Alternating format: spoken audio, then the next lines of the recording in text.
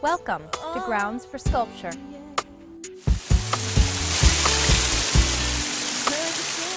This is Les Jardins des Artistes.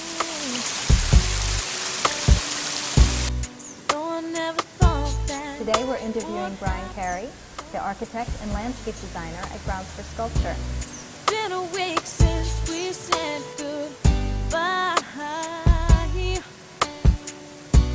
I guess I finally know the real reason why. I'm your host, Eileen Green.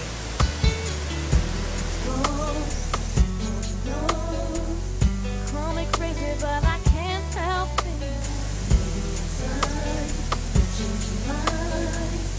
Till then, all I wanna know is who's loving you now? Who's loving you, baby? Hello, my name is Eileen Green, and welcome to Les Jardins des Artistes. Today we're interviewing Brian Carey, the architect and landscape designer at Grounds for Sculpture. Hi Brian, thanks for being with us today. Thank you. I would like to start out by asking you about your initial involvement with Grounds for Sculpture and how it all began. It all started in the 80s. I had a restaurant in Soho, and I knew a lot of artists because it was a big artist neighborhood then instead of a shopping area. And people would come down to the atelier to work. And every year they had a Christmas Day iron pour. And I came down to a couple of them and made silly objects. And I got to know Herc van Tongeren, who was the director at the time. And so in the late 80s, they decided that they would develop the area around them. They bought a couple of parcels behind the building as an investment. And Isaac Whitkin had put a piece out there just to put it somewhere, and it gave people the idea that maybe it didn't look so bad in the landscape and that they would develop it as a sculpture park. So they invited 5 architectural firms to do a master plan. And since I had worked at the atelier, Herc included me as one of the people. And it was a great mix of designs and ideas, but for some reason, we won. And obviously because it was this fabulous design. And shortly after that, Herc had a heart attack at an opening of his and died. And so I thought the project was over. Nobody talked about it. It was all sort of quiet, and Herc was gone. And about a year later, I got a phone call from the atelier, from the Atlantic Foundation actually, saying, how are the drawings coming along? And so we said, they're almost finished. And immediately cranked out some working drawings, and then came and we started working the following year. And the site originally it had been a fairgrounds and a racetrack and an industrial dump, and it was all flat. It had piles of brick rubble, an occasional little shed, a lot of foundations, and all the concrete barricades for the racetrack buried around the site. So the nice thing was we had nothing to worry about. There were 6 old maple trees, and most of the area was so barren that weeds wouldn't even grow in it. So we decided that we would make some landscape, and we dug holes and made hills with them, and we ripped up concrete and piled it up into berms, and as an organizing idea, we built a big retaining wall that circled through the site that met up with an existing foundation that was too big to take out. We left that in, and it became what was now known as the sculpture pad. It was a place to put big pieces of work where you didn't have to build a foundation or footing because it existed already. So the first couple of years we planted maybe a couple hundred trees, and we put in a little pond, and the place looked tremendously barren, but it was the beginnings, the bones of the place were started.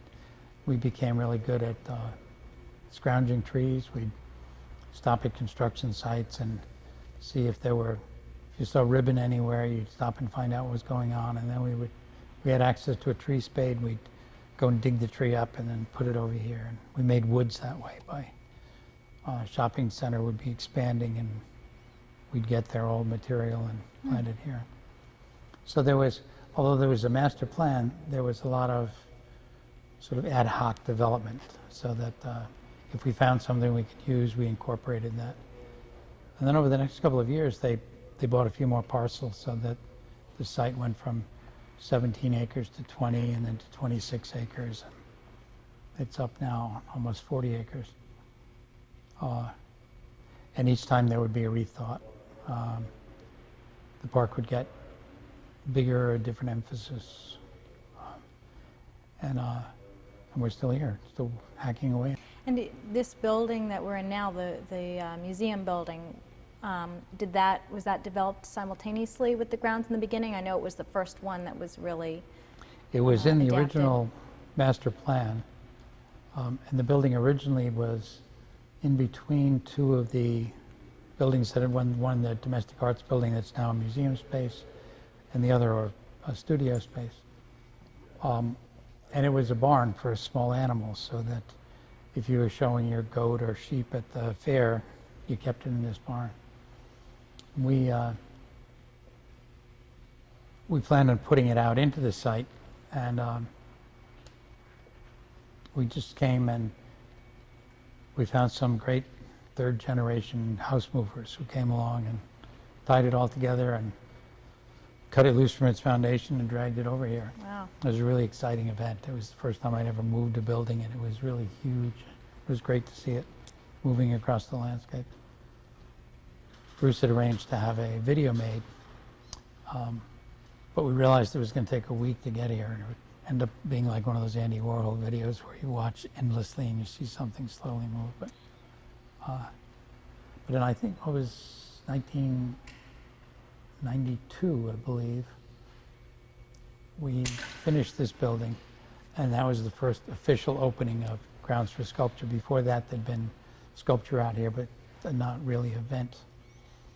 This was the first building, and along with it, we expanded a little more into the park, and we took two pieces out of the end of the building, two of the frames, and put them out in the courtyard and turned them into, so we had sort of like a mineral building and a vegetable building, and then this space in between that was kind of this echo of the building to make it bigger. And then we covered it with wisteria, which has done wonders. And as a result, wisteria is now the official architectural material of Grounds for Sculpture. When we want to build something quickly, we throw up something and put vines on it. And it gets solid. Now you mentioned Bruce Daniels, and he's the property manager here. Mm-hmm. And so you've worked closely with him over the years. Tell me about your working relationship with him and Brooke Barry and Seward Johnson. Well, in the very beginning, Brooke worked at the Atelier, and Bruce was the property manager for all the Atlantic Foundation's sites. And so the three of us did most of the, once we had the master plan together, we did most of the scheming and planning, and we would put together stuff and have meetings with Seward and get his approval on it and then go out. But there was a lot of, it was a real joint venture. It wasn't my work presented to them, but the three of us worked together quite closely. It was a great relationship, which we still have, I think. And everybody has a different point of view about how things will develop, and everyone has a different approach to it. So that in the early development of the park, it was going to be a sculpture park, but also we thought it should be an arboretum and a landscape, so that you could come here and just look at the art, or you could come and just look at the landscape or get the whole picture, but that there would be layers of information that you'd see. And so Bruce and I spent a lot of time with people wandering around at old estates and abandoned nurseries and sites all around Pennsylvania, New Jersey, New York area, shopping or scrounging for trees and plant material. So I happen to know the one example of that would be the maples in the Acer courtyard. Can you tell us the story behind those? There was a nursery in Lawrenceville that had been bought by developers, and the development wasn't going on, and the nursery had just been abandoned. And we got permission to go in and dig some trees out of it. And while we were wandering around, it was sort of very strange because there would be these endless rows of oak trees and scrub growing up all around them. But we found a block of Japanese maples, and they'd planted very close together, and they'd never been cleaned out, so that they all grew very vertically. And there were about 46 of them, and we had an opening because we'd taken this building out of the space between the two existing buildings. And we found that if we could lay out a grid, they would all fit into it. So we dug them up with a tree spade and moved them over here. And as we moved them out of here, tree spade would dig a hole in the ground and then go and place it in the last hole, and then we'd take another tree and put it in that hole. And so we slowly developed that courtyard here, and then the nursery, the abandoned nursery, then had a series of rings of green grass and amongst all the weeds. And at one point we realized we were making two pieces of sculpture. We were leaving one behind and moving this one. But people always wonder what kind of trees they are because they grow so vertically, and those Japanese maples have a horizontal growth, but Right. it's because they were unusual. stunted. And they'd been mistreated, and so they grew in that fashion. We got a lot of people's orphans and leftovers, and we'd go into a nursery, and there would be a plant that had been run over by a tractor as it was growing horizontally, and they were going to cut it down, and we'd pick that one instead of the perfect cone-like conifers. And so we were always looking for things that were unusual, and it turned out that frequently the unusual stuff was not sellable, and so we would not only get what we want, but we frequently got great deals out of it. Or people would give us stuff because we were the only people who thought it was good looking. And as a result, I think we have a really interesting collection of unusual trees and also different forms of them. I would imagine it's not something that's really done in the landscape design field. I mean, is it common? Well, I don't know about the tree scrounging part, but we had a lot of area, and it was originally we wanted to buy specimens, and we still do, and we have a great collection of really rare and unusual trees here, but we've planted by now well over 3,000 trees. Wow. So that there are a lot of areas where you just wanted to get some stuff in there. Mm-hmm. And there's a lot of things that we found very interesting that other people didn't. There's a certain kind of sweet gum that has ribs on the bark, and most people think it's a disease and they don't buy those trees. But in fact, it's just a different genetic makeup in the tree, and it makes them, I think, much more interesting. So we took advantage in a lot of cases of people going, "Who wants that?" And we'd go, "Well, we do." So I think there's a lot of stuff here that you wouldn't normally see because it's not the kind of stuff that a botanical garden would put in the foreground. Right. But that's their problem. I think these are great objects. The other aspect of the park I wanted to ask you about are the spaces that are sculptural in nature, but they're not, you wouldn't find a plaque next to it because they're part of your designs, and there are a few of those. Would you tell us about them, describe them? And well, the original mandate from Mr. Johnson was that we wanted to put a lot of work out here, but we didn't want it to look like a sculpture parking lot. We wanted to be able to look at one piece at a time and walk through this procession of spaces that had objects in them or around them. And so it was necessary to develop little areas. And while we were doing it, we went, well, why not make the area itself of interest? And also it was one of the great things about the project is it gave us a lot of opportunity to experiment, to go, well, how about this? And then we'd try it. And usually Sometimes it didn't work, in which case we would erase it, and that would be the end of it. But so it gave us a lot of opportunity to think about different ways to show sculpture. Instead of having a piece out in the middle of the lawn, what about a little enclosure for it, or what about putting it in amongst trees, or building a platform, or a pyramid, or some sort. And then over time, the site that we built may have had a piece that then disappeared, another piece was presented, and so that would be modified. So you would change an area depending on the sculpture that's there as well. You know, you might design it for a particular sculpture, but if that piece is, you know, is on loan and it goes back to the artist or something like that, and something new comes in, you do make changes. One of the areas that was most obvious is that the sculpture pad, which is a large concrete foundation that there was a grandstand at, was too big to dig up.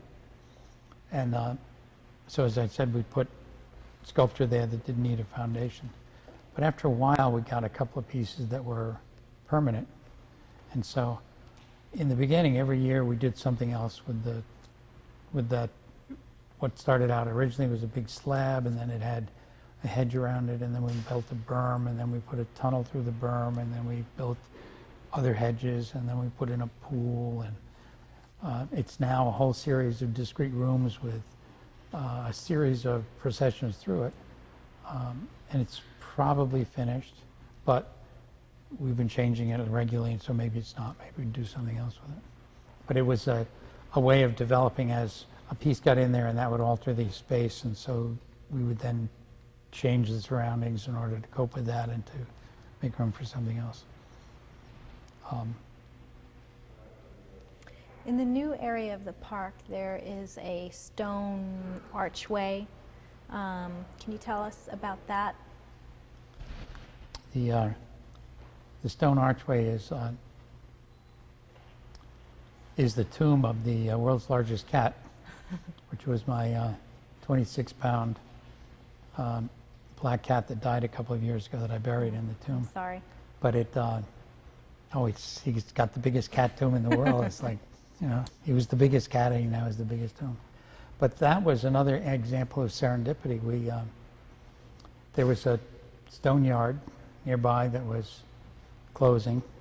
They had a lot of big blocks of stone, and we could have them if we would go and get them immediately. And so we went and photographed everything and started working on drawings, and then went, this is hopeless, and just got some trucks and cranes, and we'd go and get a piece and put it in place and then see what fit next to it. And we built this really big object, but on a really sort of very entertaining ad hoc basis. People standing around going, maybe this would fit over here, and the crane would swing it around. And Like a big puzzle. we didn't have much time to change our minds, so that if it fit, we went with it and then picked up another piece. And it originally wasn't going to have, it wasn't going to be an archway, it was just going to be a retaining wall, and then we realized we had enough pieces to put something over the top of it. So by the time we were finished, it was different than what we had thought. But it's now the entryway into an area of the park that is undeveloped. There are sculptures out in it, and there's some pieces being worked on now, but mostly temporary. And that's a future area that will connect all of the various spaces of the park into a big loop around the new Johnson Center for the Arts, so that there'll be a connection that will come from the building around through the entire park, back through the new area, and back into the building again. At which point we'll have finally tied everything together, but at that point there'll be another change, and we'll go in some other direction. Right. So this new area of the park, what's there now, and what are the different stages of development that are going on there? Well, I don't remember exactly when, maybe 10 years ago, the foundation bought a warehouse building and 6 acres on the other side of the road from Grounds for Sculpture. The building was about 80,000 square feet. And So we wanted to incorporate it into the site. We took the road out, put a new road in on the other side of it. And so we had 6 acres to work with. And we built a lake, 2 lakes actually, with a little waterfall, a series of hedged rooms. And the building itself is slowly being developed as an art center. It'll have more gallery space. It has an event space now for hire and for special events. It'll have the new bookstore, the foundation offices, a library, a whole series of facilities in it that we're slowly developing. And as we go along, we're developing the landscape around it. So at the moment, we've built these series of hedges that run on an axis off of the side of the building. At some point in the near future, we'll cut big holes in the building to match those hedges. And there'll be a gallery space inside that will look out into another gallery space outside. And again, it'll be this building with rooms looking out onto landscape that's got rooms made out of plants. And we're just building one of the gardens in that now, which is my main interest at the moment.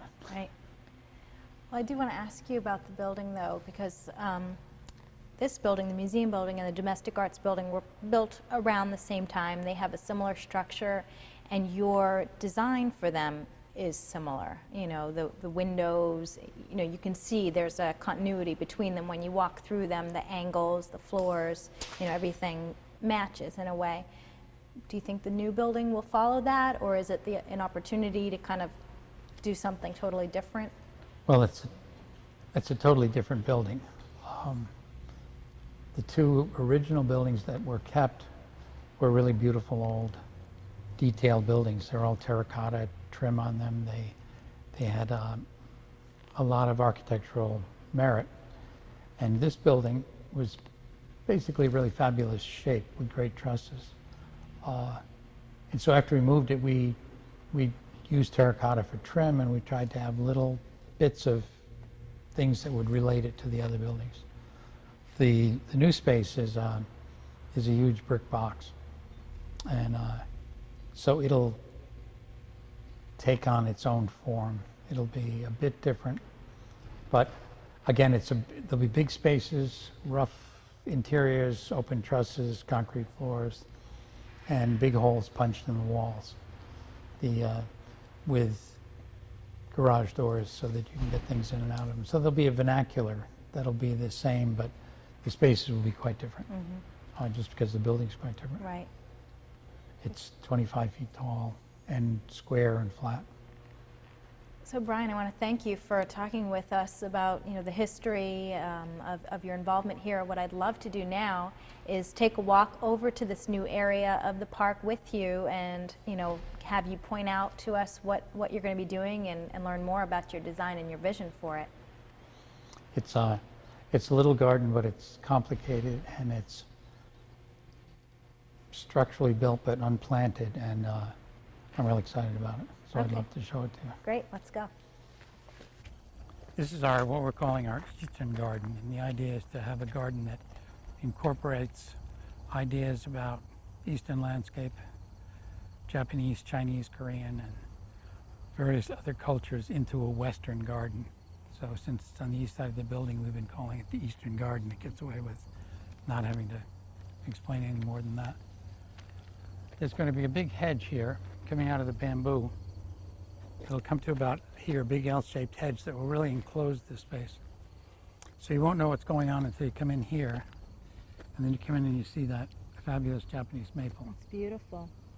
And this used to be in Mr. Johnson's front yard in Princeton. And when he moved, they decided to take the tree with them. And they dug it and left it in Gale's nursery. And when they moved to their new farm place, they decided that they were going to go with native material there instead of exotics. And we were thrilled because we inherited it. And we moved it over here and went to plant it, but it looks so nice up in the air. It's just sitting on the ground. that we decided we'd leave it that way. You can walk under it, whereas before it was this mound that came right down to landscape level. So we left it up in the air and had this ring of stone built around it by a young guy who'd spent 2 summers in Scotland learning stonework from Scottish wallers. And so he came and did this and then worked on the rest of it. He's from Kales. The idea is you come into the garden like this, you'll see this is a long walkway that we'll repair, so it's this yellow path. Okay. And as you come in, the path deviates on the same arc as that tree. It comes around, and you get to see that there's a stream in a distant area. There's some trees over there that we'll probably prune a little bit to make them more open so you can see through them. And then there's a mountain range in the distance that's a big long rock that we just put up there. So you have a series of layers. You come here, you look at the garden, you see the stream, you look at the end of it, then there's the lake, then there's more landscape. And as you come into the garden, you see more, the view changes. You have a series, a bench over there, a mossy area. There's a seat here. And the water, of course, has a series of dams that hold water that step down. It'll have a pump in the lake and the water will just recirculate. It comes down from this cliff onto these orange stones. These were all things that we collected from the stone yard. They were basically a puzzle of pieces, and we just sort of fit things together. So you didn't do anything to the stone, you used We didn't do as you found anything them. with any of the stones. Everything is pretty much as we found it. The stone up there, the one leaning up, we'll probably glue or bolt into place because it's a little shaky. Okay. And then we'll fill that area behind it with dirt. And there'll be a little Japanese maple that'll grow out of the side of it. Oh, And then beautiful. the area we're looking at here is going to be a hill, and it'll again have a series of very small dwarf red leaf, cut leaf Japanese maple. So there'll be a little mound of fine foliage right here. So you wouldn't really be able to get up close. No, the idea is that this is a place where your movement's fairly restricted, that you can come into a spot and look at something and then move on a little bit, but it's not a place to wander around or go wading. You can get out to the water by walking along here and get out to it. But if you want to look at the drawing. Do you have a drawing? Oh, great. Where are we? Should look at it like this, actually. Okay. If you could hold that end of it. Sure. At some point in the future, there'll be a path that comes around to that stone there and these guys, and there'll be a place to pause. You could sit on this bench, look out at the landscape. And from here on in, the landscape gets to be much more selective in a way. It's going to have a checkerboard of mosses and grasses that will have stepping stones in it. But again, it's not a place to wander around. It's a place to go sit on a bench. It gets more contemplative as you get further into it. And then in here we have an area like a dry wash that runs down to the stream. And then the trees will just be pine needles, the mountain range, and then the lake behind it. The stream itself gets heavily planted on that side. And on this side there'll be short grasses and some irises and little plantings. But it's fairly minimal in the way of, we're going to plant maybe 2 or 3 more trees, small trees, and that'll be the end of it. The rest of it is a matter of shaping the bamboo and planting things around in it and making So as far as making hardscape, views. though, that's all here. The hardscape is almost in, except that I just found another stone that I didn't know we had. Oh, So we'll probably include it here, over there somewhere. This will be an area that's all moss growing on flat stones, so you could sit there and look at the moss. There's this little snake-like object that, again, it was a strange cutout shape, that stone. And we found that what we could do is just stick it out into the landscape and it makes shade underneath it, and there'll be a little tiny garden under there. There'll be a shade garden. So there'll be the kind of thing that would naturally grow underneath a shaded object. So there are these large elements such as the tree and this big rock and some of the other trees, and then you'll have these kind of smaller, more intimate things to focus in on, so you can focus The idea is to come in and look at the thing and then move to another vantage point and see how it changes. We were trying to make it fairly structured so that you don't wander around. The planting is such that there isn't a lot of room to wander around. The area around the tree will all be planted except like right here where you can get up close to it. But wherever the foliage hangs out, there'll be landscape, so you can't, for starters, you can't damage the tree. Right. And also it gives it a certain presence as an object. And then we have a bench here.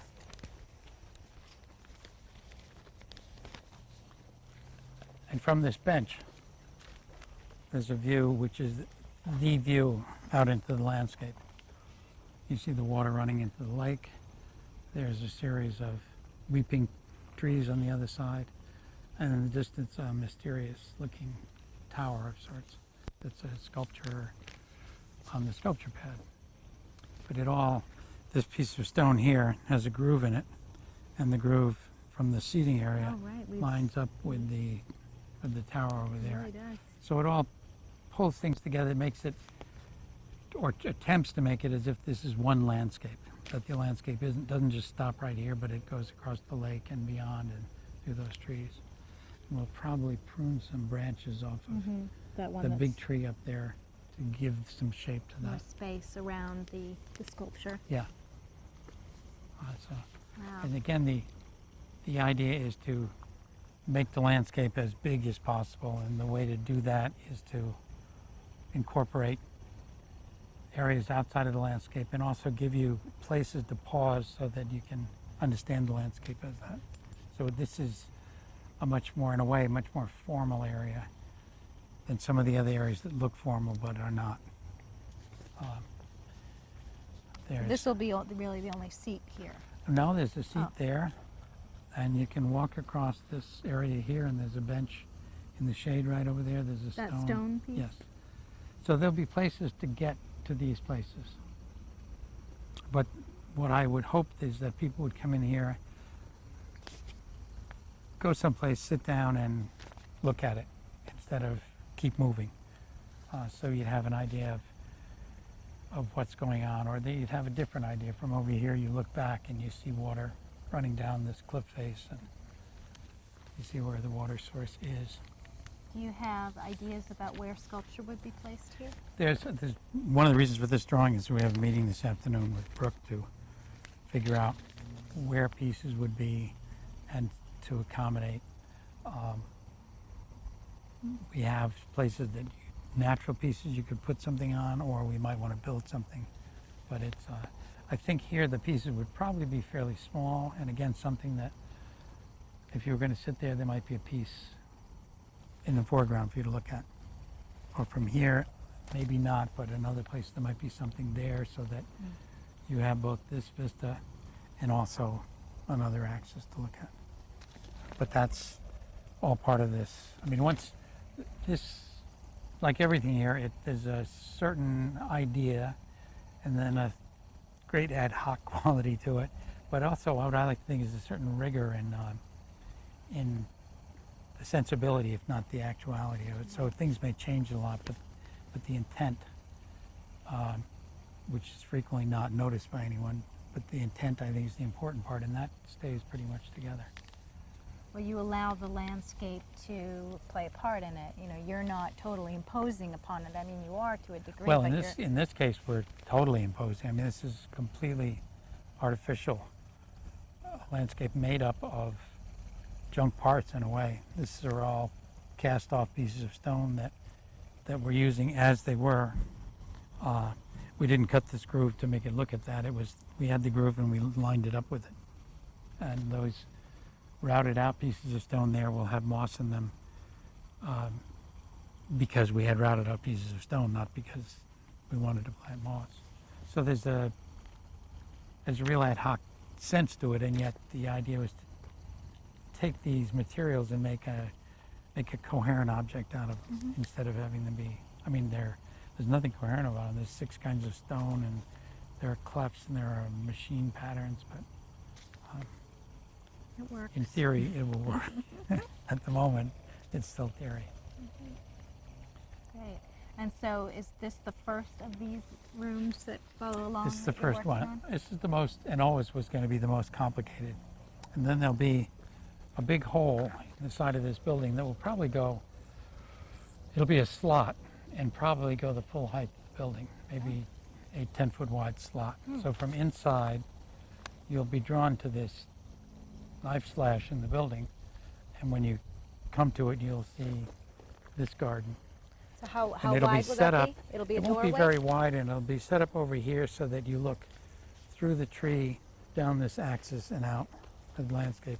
And all these windows will have doors in them. So when you come to the view, if you want to go out into it, you can. Okay. And the next room, there's 5 rooms along here. The next room will again have a big hall, and some of them will be completely plain, a lawn with a big piece in it. Others will have a little bit of landscape. They're all depending on what happens. But from the very beginning, this, because of the bamboo planting and the Japanese maple, was going to be a garden. The rest will be more gallery spaces, with the lake as the background of the gallery, so that you'll be in the building, through the building, into this gallery, and then out into the landscape. There's just steps to go through. It's interesting that you're calling these outdoor rooms galleries. I don't know that people Well, would necessarily think of it that way, but that's what they are. That's the intent of them, is that in fact that they be rooms, and at some point we'll cut these hedges so they're really hard edged and flat topped, and they'll be much more architectural. So you come out into a room, into a big green room with walls, with a piece in it, and the back wall will be the landscape. All we have to do is cut the holes in the building. No problem. We've already started. We backed the backhoe into Oh, that oh, one yeah. and punched a hole in it. There is a Not quite big enough to see through. right. You have to make that bigger. I'll come with my pickaxe next Yeah, time. just slowly working. Great. Well, what is So- there somewhere else we should mosey Well, to, or there's- is there more here? I mean, this is my favorite stage of the landscape, where I'm not quite sure if it works, and there's a lot of decisions left to make, but it's already kind of committed. And so now you go, well, it has to work, and you have to figure out the rest of it. I have a certain amount of confidence in this case. Sometimes we'll go halfway through a project and then go, uh-oh. And then you have to wait a little while before it becomes clear, which it usually does. We can take a look over at the one undeveloped area if you want to do that. Sounds great. There's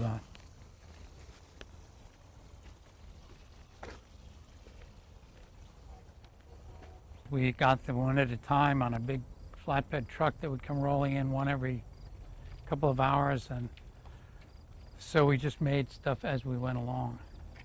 And I'm amazed that it worked out. We got it all different pieces together, and then the lintel turned out to be level. I thought that was Yeah. great. John Nicolai worked that out. The idea here is that this is a path that runs around from the entrance, from the museum entrance out into the landscape. There's a big loop that comes around. It comes down through this alley of, again, these were abandoned trees in the nursery that we dug up in a group and brought out here and made a wall with them. They had foliage only on the outside, but we only wanted it on the outside. And they turn a spectacular red color in the fall. So it's like this big red tunnel. And the tunnel comes through here and it curves back over to the building. And along the way, it goes underground, or it will go underground in the future. And there'll be 2 underground galleries off to the side going in a different axis. So that you'll come along, you're basically making a big loop, but you go into something, you come out again, you go through an alley, you come to this gateway, you go into another space and come out. So that even if you just went on the loop, there's a long, again, I keep using the word procession, but there's this process that you go through and you get different experiences. You're indoors here for a little while, and there's plants in your hair. And there's this strange mix. It's limestone, granite, some white Carrara marble, another kind of granite. With some more planting, we'll get moss growing on it and little plants, and it'll grow into the landscape. So we've got anthills, we have an alley, we have cat tomb. A little bit of everything. And then, so you follow through here, and then there are these hills. Well, these hills are all excavation from UPS and also from the local hospital, Robert Wood Johnson, where they were digging for new buildings. We took their dirt. We'll take anything. And so we made the hills with their dirt. And at some point in the theoretical future, there'll be more developments here. At the moment, there's Stephen Siegel is doing a piece that will be here for a year or so that he's working on, just starting to work on now. But He's doing a residency, is that right? yes, and he's working with volunteers at the moment. Is that George's relative? I don't No, think so. no, that's different Siegel. He's doing three cubes. One is all glass plates, one is going to have grass growing all around it, and one will be made out of newspaper. And so there'll be these three blocks sitting in landscape, and the newspaper deteriorates on one level, and the grass has things happening to it, and the glass changes as it gets dirty and stuff infiltrates it. So those are about process, and they probably won't be permanent because they tend to fall apart I after a don't- while. Yeah. Hopefully this is permanent and it won't fall apart. Should be around for a while. You mentioned Robert Wood Johnson, and I know that there are some partnerships with them and their hospital. Can you tell us about that? They give us, there I just interrupted like I'm not supposed to, but they give us their dirt and we give them sculpture, which is not really the deal, but it has worked out like that. Brooke and the hospital people have worked out something called Grounds for Healing, where we've worked on 4 gardens for the Robert Wood Johnson Hamilton Hospital, and they put sculpture in them. The Grounds for Sculpture supplies work on a loan basis, or they buy some pieces, so that there's an entrance garden. There's a garden at the outpatient cancer center where if you're going for your chemotherapy, you can actually come out into the garden in your chair and with your chemo and sit outdoors. And that was kind of a special garden in that it has lots of shade, which was a medical requirement, and no plants that have any scent because people are sensitive to smells. And there was a little sound of water because there was requests for that. And that I think works great because when you go there now, the people inside, the blinds are all up. And it used to be that when you went there, the blinds were down and they were watching television. And now they're looking out at the landscape, or they're out in the landscape, which is nice. And then we did another garden that's between the maternity ward and the emergency room. And I think of that as the nervous garden.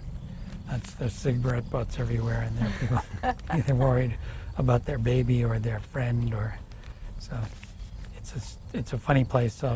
We tried to make something really comfortable and soft because anybody hanging around there is tense for some reason or other. And there's a garden we're working on now that will be for the employees. So each one has a different sensibility, and so it looks different. And they're all supplied with sculpture from Grounds for Sculpture. And we hope they keep expanding. Yeah, it sounds like a great collaboration. Yeah. Okay. Good. Close up of that muddy shoe. Don't. Well, Brian, I want to thank thank you for taking the time to speak with us and show us around your new project here at Grounds for Sculpture. It's really coming along well. I'm excited to see it. Thank you. Thanks for watching. I never thought that would happen so soon. It's been a week since we said goodbye. I guess I finally know the real reason why. I know it's wrong to keep holding on. Call me crazy, but I